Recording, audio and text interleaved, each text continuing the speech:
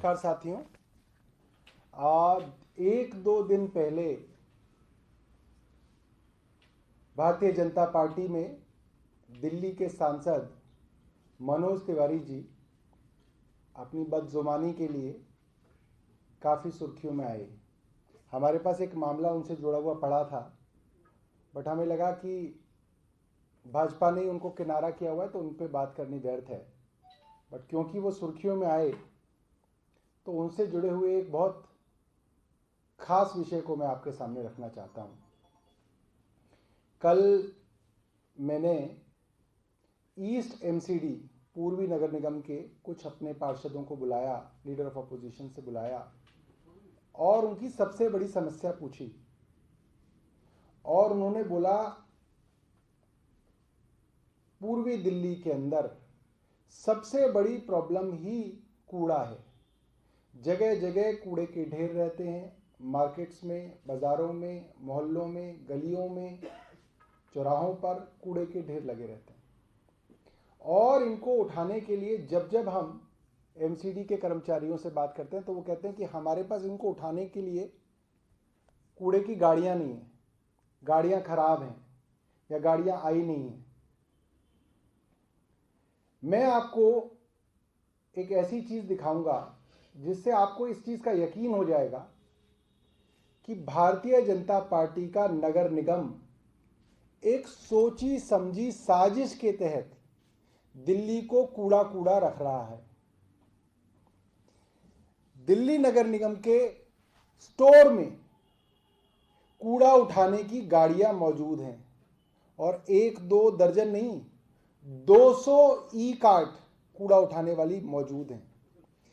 और ये कूड़ा उठाने वाली गाड़ियां मनोज तिवारी और महेश गिरी, ये दोनों सांसद थे, इन्होंने अपने सांसद निधि से ये गाड़ियां ईस्ट एमसीडी को दी थी। ये मनोज तिवारी का और ये महेश गिरी का ये सांसद निधि देने का खत है। और ये वो कूड़े वाली गाड़ियां हैं जो पड़ी पड़ी नगर निगम के स्टोर में कूड़ा हो रही हैं। 200 गाड़ियां हैं, नई, 2 साल से खड़ी हैं। ये देखिए, ये इनके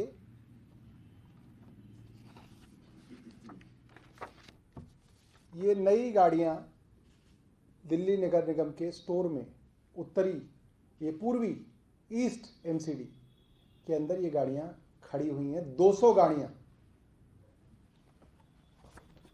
इन गाड़ियों के विषय में कई सवाल निकलते हैं। ये गाड़ियां आनन फानन में क्यों खरीदी गई? साधारण तौर पे ई रिक्शा 65,000 70,000 रुपए की आ जाती है बाजार में। आप अगर किसी ई रिक्शा वाले से पूछेंगे वो आपको बता देगा। ये ई रिक्शा, एक ई रिक्शा करीब 2.25 लाख रुपए की पड़ी है सांसद निधि से। और वो भी एक नहीं, जब आप एक खरीदते हैं तो आपको 60-70 हजार की मिलती है। जब आप 200 खरीदते हैं तो आप सोचिए आपको वो कितने की मिलनी चाहिए। आप सीधा मैन्युफैक्चरर से खरीद सकते हैं, मगर उसके दाम 3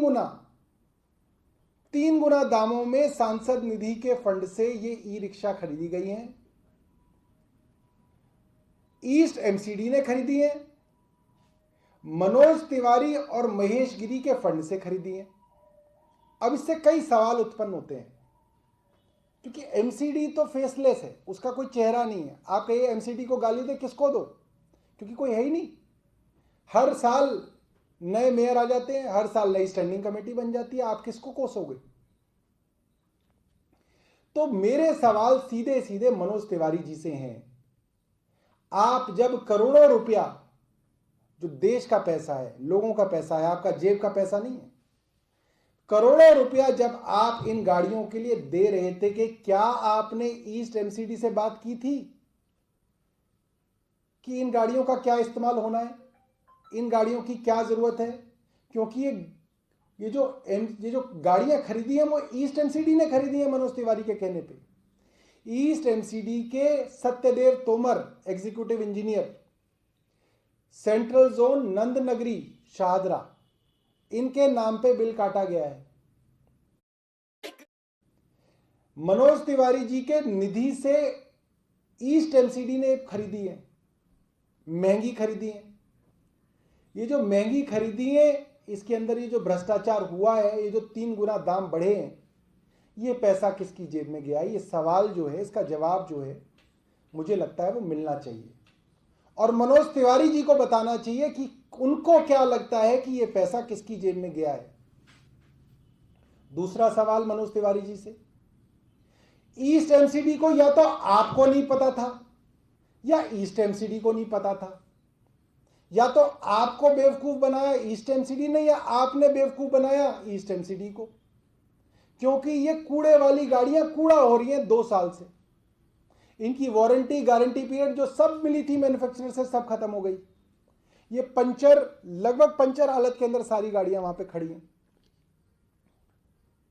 तो मनोज तिवारी जी अपनी बात स्पष्ट करें और ईस्ट एमसीडी के वकील और ब्रांड एम्बेसडर गौतम गंभीर, वो ईस्ट एमसीडी का जो रुख है वो साफ करें, क्योंकि ईस्ट एमसीडी में कोई जवाब देने वाला नहीं है। गौतम गंभीर वोट मांगेंगे अभी 1 साल बाद ईस्ट एमसीडी के लिए, तो वो ईस्ट एमसीडी का रुख साफ करें कि ये क्यों दी गई थी, किसके कहने पे दी गई थी। ईस्ट एमसीडी ने मनोज तिवारी को बेवकूफ बनाया या मनोज तिवारी ने ईस्ट एमसीडी को बेवकूफ बनाया, या दोनों ने मिलकर जनता को बेवकूफ बनाया? ये चीज ये बताएं। ज्यादातर हमारी प्रेस कॉन्फ्रेंसेस का एक तरफा मामला रहता है, उनकी तरफ से कोई जवाब नहीं आता है। मैं चाहता हूं कि उनकी तरफ से जवाबदेही बने। रोज हम भ्रष्टाचार के बड़ी बड़ी बातें एमसीडी के बारे में बताते हैं और भाजपा का नेतृत्व उसके ऊपर बात नहीं करता। मैं चाहता हूं भाजपा का नेतृत्व जो उनके लिए 1 साल बाद वोट मांगने निकलेगा, वो उनकी जवाबदेही भी जो है तय हो। आदेश गुप्ता की जवाबदेही इसमें तय हो, मनोज तिवारी जी की जवाबदेही इसमें तय हो। धन्यवाद।